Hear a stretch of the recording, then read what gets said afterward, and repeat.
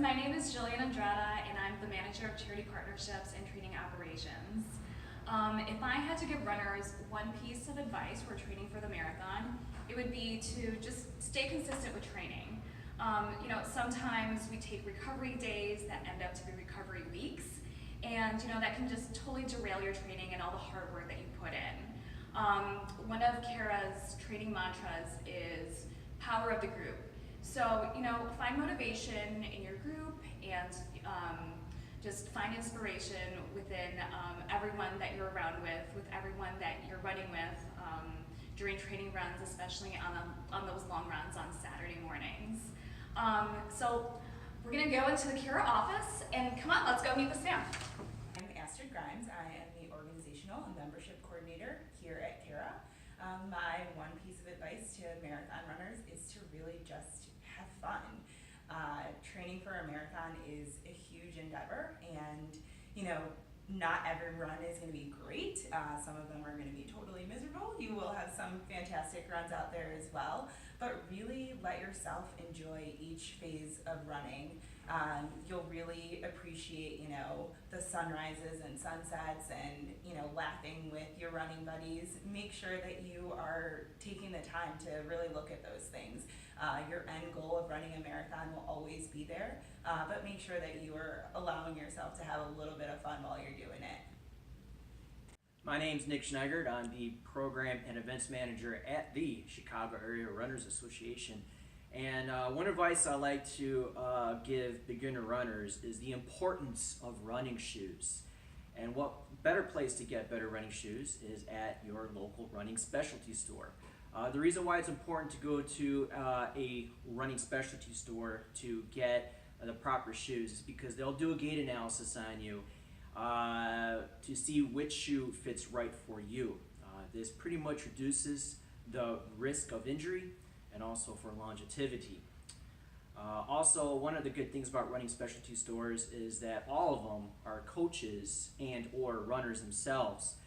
So they all have experience in track and field, running, cross country, etc. So pretty much they have a lot of knowledge about everything except everything including shoes. So if you need the right running gear, the right clothes, nutrition, etc., running specialty stores is definitely the place for you to go to. Hi everyone, I'm Alona Benai, and I'm the Director of Partnerships at the Chicago Area Runners Association. And my piece of advice for anyone that's running a marathon this year is to practice mindfulness in your training.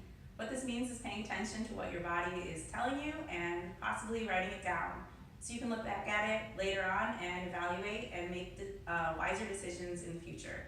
So if you're tired, think about why you're tired. Is it because you had a long day at work, or maybe you just didn't eat right?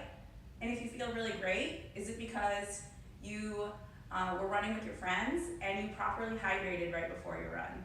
All of these things can make marathon training a lot better and make you a stronger runner. Hi, my name is Leah Bohr. I'm the Director of Training here at CARA.